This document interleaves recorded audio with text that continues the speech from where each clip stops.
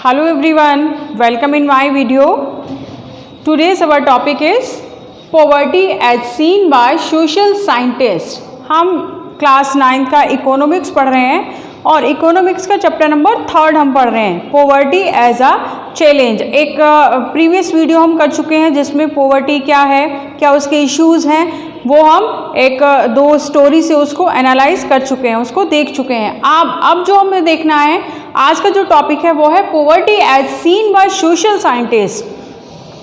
It means जो social scientist हैं उनकी नज़र में पोवर्टी किस तरह से दिखती है, या फिर वो इंडिकेटर्स क्या बताते हैं पोवर्टी के।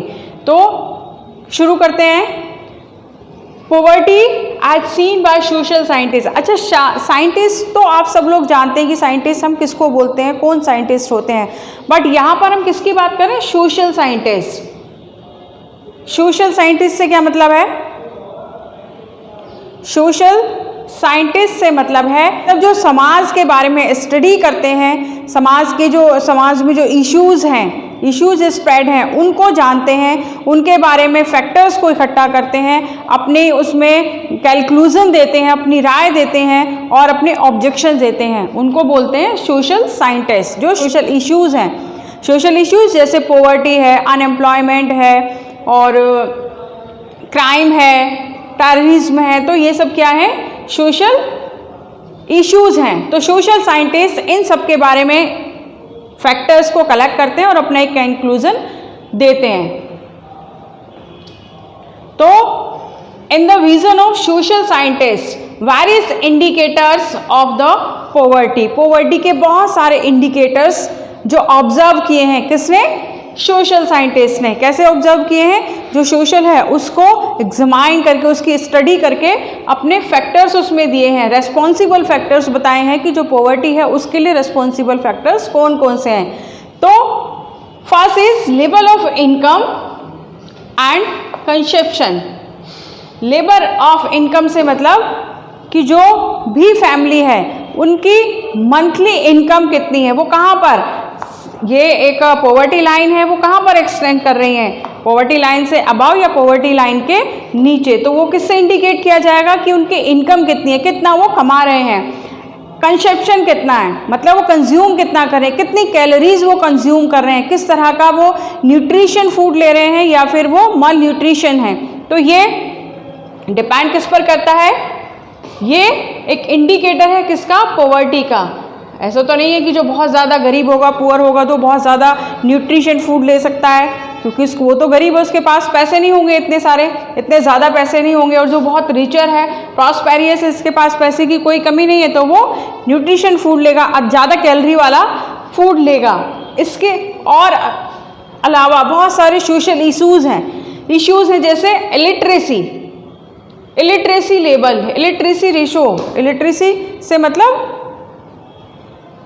जो रेस्पॉन्सिबल फैक्टर्स हैं पोवर्टी के, इलिटरेट से मतलब कि जैसे जैसे कंट्री का लिटरेसी रेट इंक्रीज होता है वैसे वैसे जो पोवर्टी है वो भी धीरे धीरे कम होती चली जाती है। क्यों कम होती चली जाती है, जितने लोग पढ़े लिखे होंगे, जितने ज़्यादा लोग पढ़े लिखे होंगे तो क्या करेंगे, जो सोशल इशू है पोवर्टी, इससे वो ओवरकम करने की कोशिश करेंगे, अपने आप को उससे बाहर निकालने की कोशिश करेंगे, वो अपने आप को जो पॉवर्टी लाइन है उससे अबव सस्टेन करने की कोशिश करेंगे। कैसे भी करेंगे वो, लेकिन पॉवर्टी कुछ भी करेंगे लेकिन वो पॉवर्टी लाइन से ऊपर आने की कोशिश करेंगे।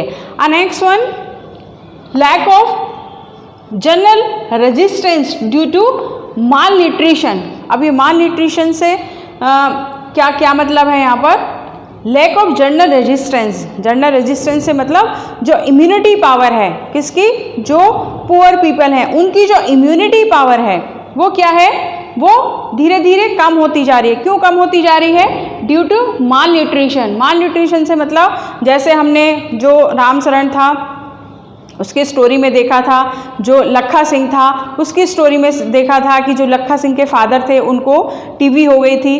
तो माल न्यूट्रिशन से मतलब लखा सिंह जो वो थे, रामचरण थे, उनके 4 बच्चे थे, अगर चार में उनके बच्चे नहीं होते और एक ही बच्चा होता तो उसको वो अच्छे से क्या कर सकते थे, उसको अच्छा खाना वो खिला सकते थे।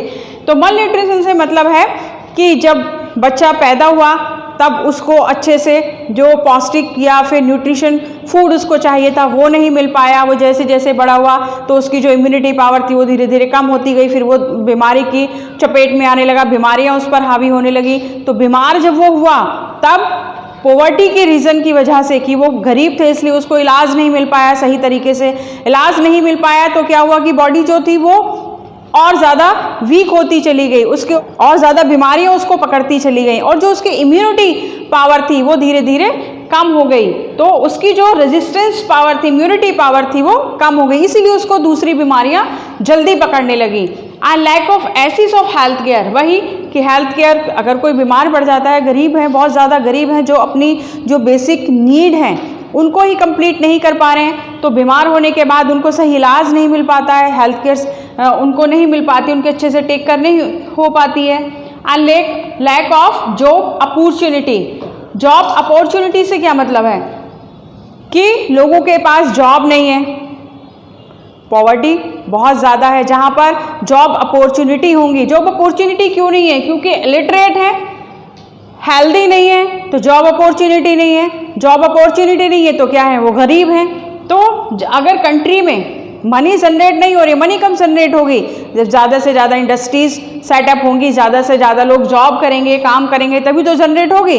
अगर लोग काम नहीं कर रहे हैं, अनएम्प्लॉय हैं, तो मनी भी जनरेट नहीं होगी और वो गरीब ही रहेंगे। And lack of safe drinking water and sanitation, ख़राब पानी पिएंगे। ख़राब पानी क्यों पिएंगे? क्योंकि वो जो एक आउटर पार्ट है सिटी का, उस आउटर पार्ट में रहते हैं कौन? गरीब लोग। उनको अलग तरीके से वो अलग जो मेन सिटी है उस मेन सिटी से वो एक कॉर्नर पे रहते हैं, तो वहाँ पर कोई भी किसी भी तरह की कोई सैनिटेशन की फैसिलिटी नहीं है, किसी भी तरह का साफ स्वच्छ पानी उनको नहीं मिलता है। तो अगर वो गंदा पानी पिएंगे तो क्या होगा? गंदगी में रहेंगे, गंदा पानी पिएंगे तो बीमार हो जाएंगे, बीमार हो जाएंगे तो फिर उनको जो हेल्थ केयर है वो नहीं मिल पाएगी, और हेल्थ केयर नहीं मिल पाएगी तो क्या, वो नई नई बीमारियों की चपेट में आते चले जाएंगे। तो these all are the reason for the poverty as in the vision of social scientist. Social scientist की नज़र में ये सारे इंडिकेटर्स हैं जो उन्होंने सोशल को स्टडी करके, समाज को स्टडी करके ये फैक्टर्स उन्होंने दिए हैं। Now analysis of poverty based on social exclusion and vulnerability. Analysis the poverty को एनालाइज करने के बाद बेस्ड ऑन सोशल एक्सक्लूजन, जो पॉवर्टी है, जो पॉवर्टी के सारे इंडिकेटर्स को, सारे फैक्टर्स को एनालाइज किया, तो क्या किया? सोशल एक्सक्लूजन जो पॉवर्टी बेस्ड है वो सोशल एक्सक्लूजन पर and vulnerability is now becoming common. ये वल्नरेबिलिटी और सोशल एक्सक्लूजन क्या है? कॉमन बनते जा रहे हैं। किसके लिए? जो पॉवर्टी है। तो पॉवर्टी में सोशल एक्सक्लूजन और वल्नरेबिलिटी क्या है, किस तरह का वो रोल प्ले करती है पॉवर्टी में, वो हम देखते हैं। तो फर्स्ट हम देखते हैं सोशल एक्सक्लूजन। सोशल एक्सक्लूजन क्या है? एक्सक्लूजन का मतलब क्या होता है? एक्सक्लूड कर देना, किसी चीज़ को बाहर निकाल देना। एक्सक्लूड का मतलब होता है किसी चीज़ को बाहर निकाल देना। तो ये क्या है? Poor, how to live in poor surrounding with poor people and excluded from enjoying facility and social equality. इससे मतलब क्या है कि एक पूरा एक सोसाइटी है, ये एक पूरी सोसाइटी है, वेल डेवलप्ड सोसाइटी है। तो यहाँ पर जितने भी रिचर पीपल हैं वो रहते हैं, यहाँ पर बहुत सारे लोग हैं, ये सब रहते हैं, और उसमें कुछ पुअर पीपल भी रहते हैं। तो ये जो वेल डेवलप्ड सोसाइटी के लोग हैं वो नहीं चाहेंगे कि जो गरीब लोग हैं वो उनकी सोसाइटी में रहें, तो वो क्या करेंगे? इनको एक्सक्लूड कर देंगे कि आप अपना एक बाहर सोसाइटी बनाओ और वहाँ जाकर रहो। तो जितने भी पुअर पीपल थे उनको यहाँ से एक्सक्लूड कर दिया। इस जो वेल डेवलप्ड एक सोसाइटी थी वहाँ से उनको एक्सक्लूड कर दिया, और वो कहाँ? किसी भी सिटी के आउटर पार्ट पर या आउटर कॉर्नर में जाकर वो उनका एक सोसाइटी बना दी, और वो सारे जो गरीब लोग हैं वो अलग सोसाइटी में रह रहे हैं। तो सोशल एक्सक्लूड का मतलब है कि उनको बाकी के जो पूरे समाज से उनको अलग निकाल दिया, अलग कर दिया कि आप लोग अलग जाकर रहो।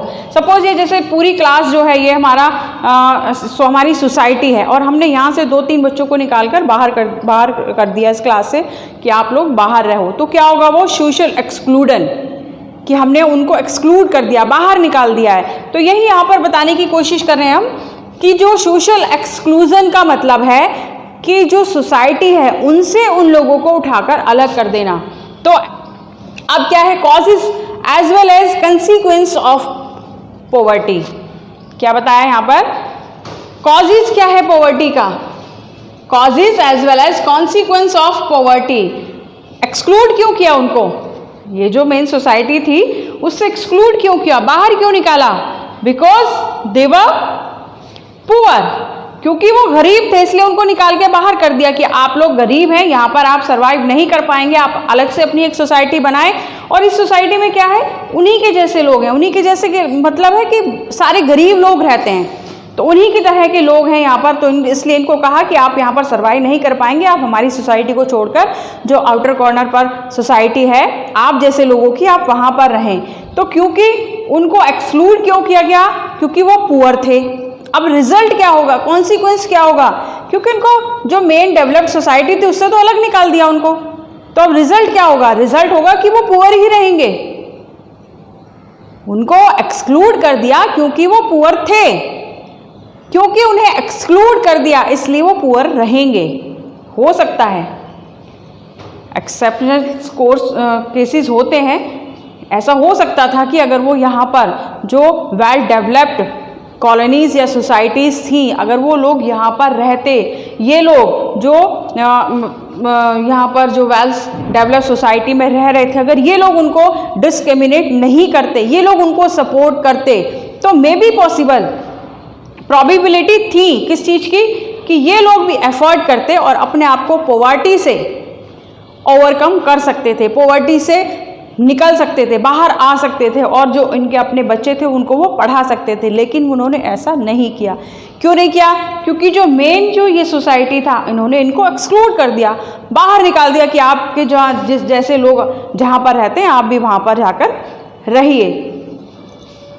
And caste system is the example of social exclusion.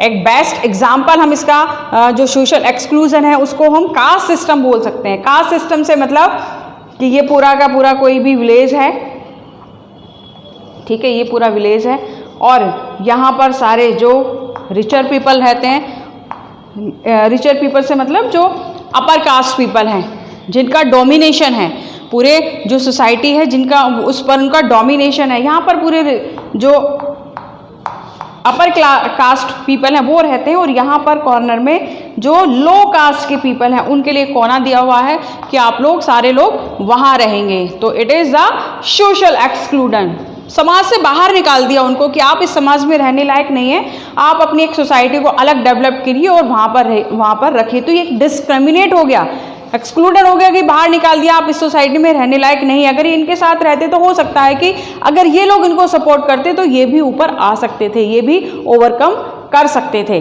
तो आए समझ में कि सोशल एक्सक्लूजन क्या होता है। आई होप ये बहुत अच्छे से आपने समझ लिया होगा। नेक्स्ट हम देखते हैं वल्नरेबिलिटी। वल्नरेबिलिटी का क्या मतलब है? वल्नरेबिलिटी का मतलब होता है कि किस पर सबसे ज्यादा इफेक्ट करेगा। When a section is more prone to specific problem, it is known as vulnerability। कि कोई भी प्रॉब्लम किसी एक स्पेसिफिक ग्रुप को, सेक्शन को सबसे ज्यादा इफेक्ट कर रही है उसको हम बोलेंगे वल्नरेबिलिटी। जैसे एग्जाम्पल हम देते हैं कि कोई भी कैलामिटी आती है, अर्थक्वेक आता है, तो उसमें जो कैपेबल हैं, कैपेबल मतलब जो उससे आउटकम हो सकते हैं, उससे निकल सकते हैं, तो वो लोग तो निकल जाएंगे।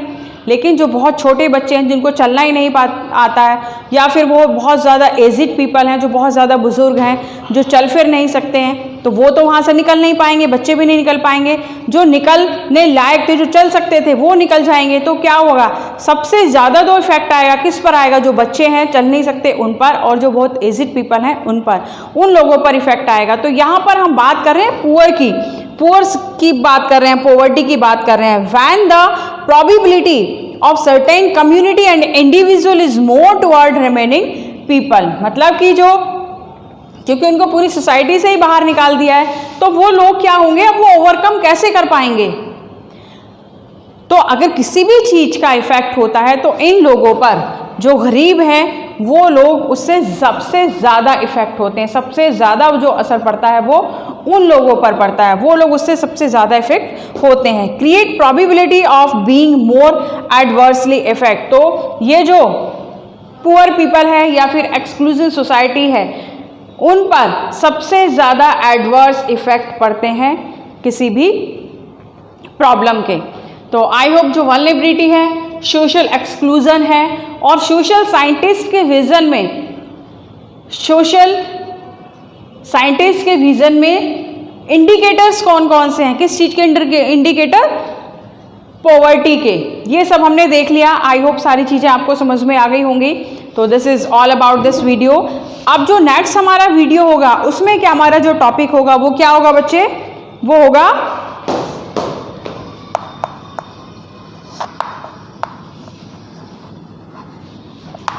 Poverty line. तो अब जो हम नेक्स्ट वीडियो पढ़ेंगे वो हमारा टॉपिक होगा पॉवर्टी लाइन। तो मिलते हैं नेक्स्ट वीडियो में। Thank you very much.